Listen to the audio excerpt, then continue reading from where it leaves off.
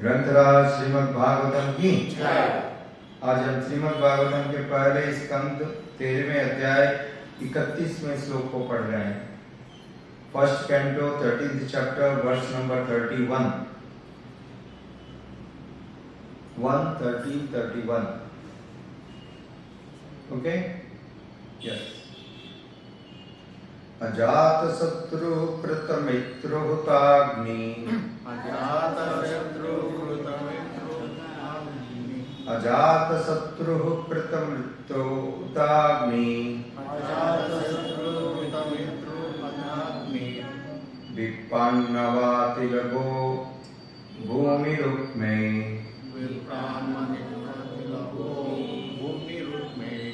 विपन्नवाति लगो भूमि रक में गृहं प्रविष्टो गुरुवदन्याय गृहं प्रविष्टो गुरुवदन्याय न चापश्य पितरो सौबलिं च न चापश्य पितरो सौबलिं च।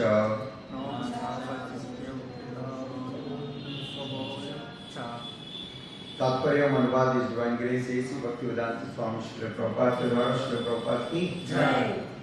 अजात शत्रु महाराज युधिष्ठिर ने वंदना करके सूर्यदेव को अग्नि यज्ञ अर्पित करके ब्राह्मणों को नमस्कार करके और उन्हें अन्न गाय भूमि तथा स्वर्ण अर्पित करके अपने नैतिक कार्य प्रातःकालीन कर्म किए। तत्पश्चात वे गुरुजनों का अभिवादन करने के लिए राजमहल में प्रविष्ट हुए, किंतु न तो उन्हें ताऊ मिले न ही महाराज सुबल की पुत्री गंधारी अर्थात ताई मिली। तात्पर्य, महाराज युधिष्ठिर अत्यंत पवित्र राजा थे क्योंकि वे स्वयं गृहस्थ के सारे नैतिक कर्म किया करते थे। गृहस्थों को प्रातःकाल जल्दी जागना होता है और स्नान करने के बाद उन्हें प्रार्थना से अग्नि में आहुति, ब्राह्मणों को भूमि, गायें, अन्न, सोना इत्यादि का दान करके गुरुजनों को सादर नमस्कार करके और अर्च विग्रह को अभिवादन करना होता है। जो व्यक्ति शास्त्रों द्वारा नियत आदेशों का पालन करने के लिए तैयार नहीं होते, वे केवल किताबी ज्ञान से उत्तम व्यक्ति नरोत्तम नहीं बन सकते हैं। आधुनिक गृहस्थों को विभिन्न प्रकार के जीवन शैलियों की आदत हो गई है, जैसा कि रात को देर तक जागना और फिर बिना किसी कारक प्रकार की ऊपर वर्णित शुद्धि के बिस्तर में लेटे लेटे चाय पीना। घर में बच्चे अपने माता पिता को जो कुछ करते देखते हैं उसी का अभ्यास करते हैं। अतएव सारी की सारी पीढ़ी को नर्क की ओर पतन होता है। जब तक वे साधु की संगति नहीं करते तब तक उनसे किसी अच्छाई की आशा नहीं की जा सकती। भौतिकतावादी मनुष्य धृतराष्ट्र की भांति विदुर जैसे साधु से शिक्षा ग्रहण कर सकता है और इस प्रकार आधुनिक जीवन के दुष्प्रभावों से शुद्ध हो सकता है। लेकिन महाराज युधिष्ठिर को राजमहल में राजा सुबल की पुत्री गंधारी समेत अनेक चाचा, ताऊ, धृतराष्ट्र तथा विदुर आदि नहीं मिले। वे उनसे मिलने के लिए आतुर थे। अतः उन्होंने धृतराष्ट्र के निजी सचिव संजय से पूछा, मुकम करोति वाचालम पंगुम लंघायते गिरिम यत्कृपातमहं वन्दे श्री गुरु दीनतारणं परमानंद माधवं श्री चैतन्य ईश्वर। हरे कृष्ण। कृष्ण कृपा मूर्ति श्रील एसी भक्तिवेदांत स्वामी प्रभुपाद जी इस श्लोक के तात्पर्य में अत्यंत महत्वपूर्ण विषय बताते हैं कि किस प्रकार से हमको अपने दिन की शुरुआत करनी चाहिए। How to begin the day, ये सबसे बड़ा आवश्यक है। जैसे यदि किसी को रेस में जीतना हो, जानते हैं लंबी रेस होती है, ओलंपिक में रेस होती है, तो उस रेस में जो जीतने वाला है, जो दौड़ने वाला व्यक्ति है, उसको ट्रेन किया जाता है कि कैसे शुरुआत की जाए। How to begin. आधा जो जीत है वो शुरुआत के ऊपर डिपेंड करती है। बिगिन कैसे करना है, शुरू कैसे करना है। उसी प्रकार से आपका दिन सफल होगा या विफल होगा, इसका निर्धारण आपके सुबह की रूटीन पर हो जाता है। सुबह आप किस प्रकार से उठते हो, क्या आपकी दिनचर्या है, क्या कार्य आप करते हो। यहां पर युधिष्ठिर महाराज का प्रसंग दिया गया है। युधिष्ठिर महाराज प्रातः उठने के बाद जल्दी उठे, जैसा कि प्रत्येक गृहस्थ को जल्दी उठना चाहिए। ये प्रमाणिक बात है। सारे जो सफल व्यक्ति हैं, successful people in the world, जो भौतिकवादी सफल हैं, वो भी देखो जल्दी उठते हैं। भौतिकवादी, घोर भौतिकवादी, वो लोग भी जल्दी उठ जाते हैं। कुछ वर्षों पहले जो वर्ल्ड की सबसे प्रमुख महिला थी, इंदिरा नोई, वो 4 बजे उठ जाती थी। बाहर काम करने वाले। आज देखो आप, ये जो इतना बड़ा सफल व्यक्ति है एलन मास्क, वो भी सुबह 5 बजे तक उठ जाता है प्रतिदिन। इतना बड़ा व्यवसाय है। तो ये बहुत आवश्यक है, क्योंकि सुबह के समय ऊर्जा रहती, पॉजिटिव एनर्जी रहती, आपका मस्तिष्क अत्यंत तीव्रता के साथ काम करता है, कंस्ट्रक्टिव बातों को सोच सकता है। तो व्यक्ति को सुबह जल्दी उठना चाहिए और सर्वप्रथम स्नान करना चाहिए। नित्य क्रियाओं से निवृत्त होकर के स्नान करें, और स्नान करने के बाद सबसे पहले गुरुजनों को प्रणाम करना चाहिए, और फिर भगवान के श्री विग्रहों का दर्शन करना चाहिए, उन्हें नमस्कार करना चाहिए। उनकी पूजा करने के बाद फिर शास्त्रों को पढ़ना चाहिए, भगवान के दिव्य नामों का जप करना चाहिए। ये इतनी अच्छी जीवन शैली है, इससे सारा जीवन आप एक दिन करके देखो, आपको दिन भर उत्साह बना रहेगा, फ्रेशनेस रहेगी आपके जीवन में। किंतु दुर्भाग्य की बात है, आजकल के लोग देर तक रात को जगते हैं और सुबह देर तक सोते रहते हैं। और ऐसे में भी जब जैसे उठते हैं, सोते सोते उठे हुए बिस्तर पे ही लेटे लेटे वो न्यूज़पेपर पढ़ने लगेंगे, टेलीविजन के ऊपर न्यूज देखने लगेंगे आधे घंटे 1 घंटे तक, और फिर चाय का प्याला पिएंगे। तो इस प्रकार के जीवन शैली वाले व्यक्ति, उसके जीवन में, उसके दैनिक जीवन में उत्साह नहीं रहेगा, निराशा रहेगी, क्योंकि उसके जीवन में नेगेटिविटी भर चुकी है। एक तो इतनी देर से उठा तो प्रातः काल का जो वातावरण होता है, जो फ्रेशनेस होती है एटमॉस्फेयर में, वातावरण में, वो फ्रेशनेस नहीं मिली।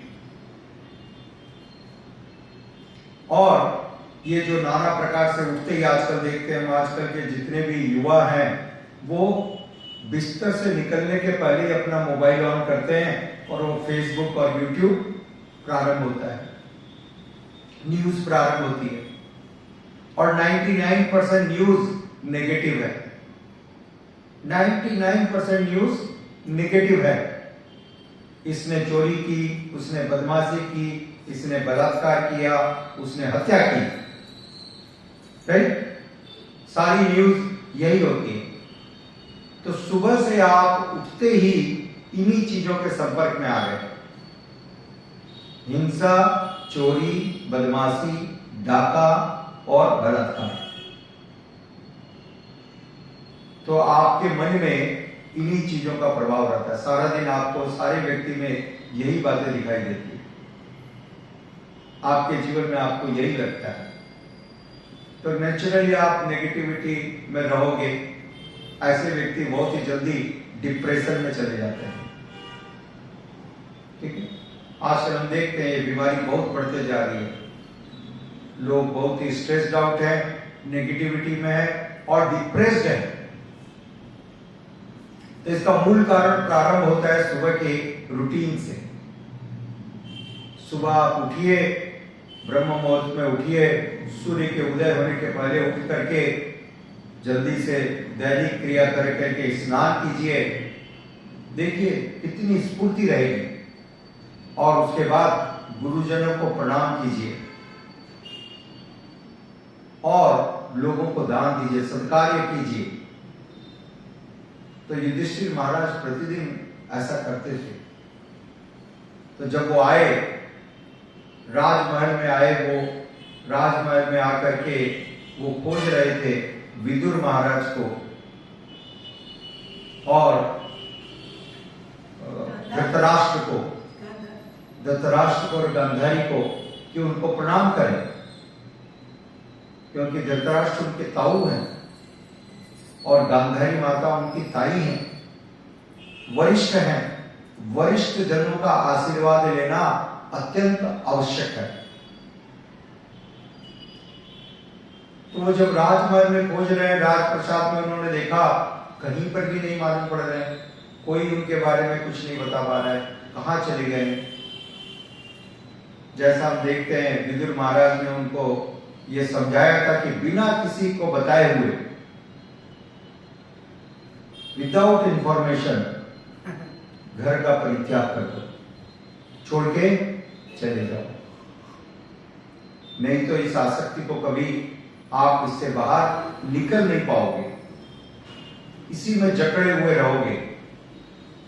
और इस आसक्ति में जकड़े हुए शरीर का परित्याग करने पर परिणाम ये होगा, फिर से इस जन्म मृत्यु के चक्र में रहना पड़ेगा। तो धृतराष्ट्र ने विदुर महाराज के सुझाव को मान लिया और राज्य को छोड़ करके इसी प्रकार से चले गए। देखिए साधु के संग का यह प्रभाव है। धृतराष्ट्र पूरी तरह से भौतिकवादी व्यक्ति था, वो कभी भी घर छोड़ने के लिए तैयार नहीं था, राज्य को छोड़ने के लिए वो तैयार नहीं थे। इतनी विषम परिस्थिति के बाद भी 100 बच्चों की मृत्यु हो गई, 100 पुत्रों की मृत्यु हो गई उसके सामने, पूरा राज्य हाथ से चला गया, फिर भी आसक्ति बनी रही, घर छोड़ने के लिए तैयार नहीं। तो वो तो विदुर महाराज के सत्संग के कारण, विदुर महाराज ने समझाया, एक साधु के संग का प्रभाव हुआ, एक साधु के संग के प्रभाव के कारण उनको ये बात समझ में आई और उन्होंने इस पर अमल किया, राज्य को छोड़ करके निकल पड़े। और साथ ही साथ हम देखते हैं युधिष्ठिर महाराज का ये सुंदर जीवन शैली। युधिष्ठिर महाराज कितने ऑर्गेनाइज्ड हैं, कितने प्लान्ड हैं और उनके जीवन में सारी पॉजिटिव चीजें हैं। वो जल्दी उठे, स्नान किए, लोगों को दान दिया और अपने जो वरिष्ठ लोग हैं घर के उनको प्रणाम करते हैं, उनका आशीर्वाद लेते हैं और फिर भगवान को प्रणाम करते हैं। तो इस प्रकार से यदि आप अपना दिनचर्या प्रारंभ करोगे तो आप देखो दिन भर आपके जीवन में स्फूर्ति बनी रहेगी, उत्साह बना रहेगा, मन हमेशा प्रशांत रहेगा, प्रफुल्लित रहेगा। और नहीं तो यदि सुबह से आपने यही न्यूज देखी और ये मोबाइल के ऊपर और यूट्यूब के ऊपर समय लगाया तो परिणाम ये होगा कि सुबह से ही आप डिप्रेस रहोगे, स्ट्रेस में रहोगे, तनाव में रहोगे और आपके कार्य करने की क्षमता काफी कम हो जाएगी। इसलिए कोई भी सफल व्यक्ति, आप संसार में जो भक्त हैं उनकी तो बात छोड़ दो, जो अभक्त हैं वो भी ऐसा कार्य नहीं करते। वो भी उठते ही न्यूज़पेपर पढ़ना या टीवी पर न्यूज देखना या मोबाइल के ऊपर सुबह से समय लगाना वो भी नहीं करते, क्योंकि वो जानते हैं कि इससे उनके जीवन में नेगेटिविटी बढ़ेगी, उनके विचार नकारात्मक होंगे। ठीक है, इसलिए लोगों को सब में संदेह होने लगता है। कलयुग का मतलब कलह का युग और संदेह का युग। कलयुग में आप देखो, जिस व्यक्ति से आप बात करते हो, कोई भी कारण हो, आपको पहले उसके ऊपर संदेह होता है, डाउट होता है, क्यों मेरे से बात कर रहा है, क्या चाहता है, राइट? पता है ना? तो ये कलयुग का प्रभाव है। तो इस कारण से अधिकांश लोग संदेह के वातावरण में, अविश्वास में जीते हैं, विश्वास में नहीं जीते, अविश्वास करते हैं, सबके ऊपर अविश्वास करते हैं। तो ये सब परिणाम है इस जीवन शैली का, किस प्रकार से हम अपने जीवन को यापन करते हैं। और श्रील प्रभुपाद जी लिखते हैं, इसका प्रभाव बच्चों पर भी पड़ता है। बच्चे जैसा अपने माता पिता को करता हुआ देखते हैं, वैसा ही वो भी करते हैं। तो जब माता पिता सुबह से मोबाइल के ऊपर समय लगा रहे हैं, यदि पिताजी आधा घंटा लगाते हैं तो बेटा 1.5 घंटा लगाएगा, इसमें कोई गलत बात नहीं है। पिता के जो कार्य है उसको बढ़ा रहा है, राइट? यदि पिता ने ₹1,00,000 कमाया है तो बेटे को तो 5 कमाना चाहिए, नहीं तो लोग कहेंगे नालायक है। तो पिता ने यदि आधा घंटा समय लगाया मोबाइल पे, तो बेटे को तो कम से कम 2 घंटे वाजिब बनता है, रीजनेबल है। तो जो बालक सुबह 2 घंटे मोबाइल पे समय करेगा, क्या आप सोचते हो कि वो एक्सरसाइज के लिए समय निकालेगा? हाँ? क्या वो आराम से, ढंग से अपने भोजन को चबा करके खाएगा? नहीं।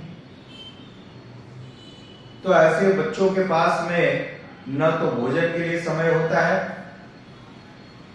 न अपने जीवन के आवश्यक कार्यों के लिए समय होता है, न तो एक्सरसाइज के लिए समय होता है।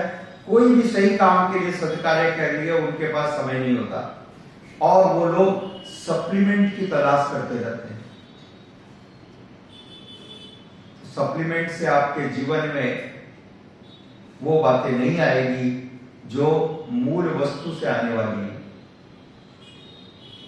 समझिए, आप एक्सरसाइज करके अपने शरीर में सभी प्रकार के पॉजिटिविटी को जागृत कर सकते हो। आप जब कसरत करते हो, एक्सरसाइज करते हो, तो आपके शरीर में डोपामाइन का सिक्रीशन होता है नेचुरली, और ये हैप्पी हार्मोन है। इसके कारण आपको सारा दिन उत्साह बना रहता है, फ्रेशनेस रहती है। अब लोग चाहते हैं कि ये ना करूं क्योंकि इसमें समय लगता है और मैं कुछ गोलियां खा लूं। तो गोलियां खा करके जो आप आर्टिफिशियली क्रिएट करना चाहोगे, उससे ज्यादा क्या होगा, लाभ की जगह हानियां ज्यादा होगी। उसके जो साइड इफेक्ट्स हैं वो आपको और ज्यादा खतरनाक परिणाम प्रस्तुत करेंगे। तो ये सारी चीजें नेचुरल है, लोगों के लिए चलना एक स्वाभाविक है, राइट? एक्सरसाइज करना स्वाभाविक है। पहले के लोग आप देखो कितने एक्टिव रहते थे। पहले तो ये सुविधाएं नहीं थी कि कोई स्कूटर है, मोटरसाइकिल है। हाँ? आज तो आप उतरते हो, घर के नीचे उतरते ही सामने खड़ी है, तो आपने ऊपर बैठा और चल दिए, गाड़ी है। पहले तो ऐसा नहीं था। 100 वर्ष पहले देखो लोग चल करके जाते थे। ऐसा मोबाइल नहीं था कि वीडियो कॉलिंग कर ले। आपसे मिलना है तो उनको इतने दूर तक चलना पड़ेगा। शरीर परिश्रम करता था, कार्य करता था, इसलिए लोग एक्टिव रहते थे, चुस्त रहते थे, दुरुस्त रहते थे। आजकल सब लस्त रहते हैं और पस्त रहते हैं। सुबह से आप देखो, सबके चेहरे पर 12 बजी हुई रहती है, थके हुए लगते हैं, निराश और उदास लगते हैं, राइट? तो इसका मूल कारण है उनकी जीवन शैली। इसलिए जो लोग इस्कॉन की जीवन शैली को यापन करते हैं, इस्कॉन की जीवन शैली मतलब जल्दी उठना, मंगल आरती करना, स्नान करके पूजा करना, भगवान के दिव्य नामों का जप करना, भगवत गीता और भागवतम पढ़ना, तो ऐसा व्यक्ति निश्चित रूप से पॉजिटिविटी से भरा हुआ होता है, उत्साहित होता है, सारा दिन उसका मन उमंग में रहता है, राइट? तो सभी दृष्टि से अच्छा है, सबके लिए उत्तम है, और इसमें कोई खर्च भी नहीं है, कोई आपको पैसे खर्च करने की आवश्यकता नहीं है। ये सारी चीजें मुफ्त में मिलने वाली है, मिल रही हैं, यदि हम उसका सदुपयोग करें तो हमारे जीवन में जो निराशा है, हमारे जीवन में जो नेगेटिविटी है, जो डिप्रेशन है, उन सब का मूल कारण ये दिनचर्या है। कैसे लोग अपने सुबह की शुरुआत करते हैं, ये अत्यंत गंभीर विषय है और इसको सीखना चाहिए। यहाँ पर युधिष्ठिर महाराज के चरित्र से, युधिष्ठिर महाराज के एग्जाम्पल से, और तब बच्चों के ऊपर भी इसका प्रभाव पड़ेगा, उनमें भी अच्छे संस्कार आएंगे, उनका जीवन भी हमेशा अच्छा रहेगा, प्रफुल्लित रहेगा। हरे कृष्णा, धन्यवाद।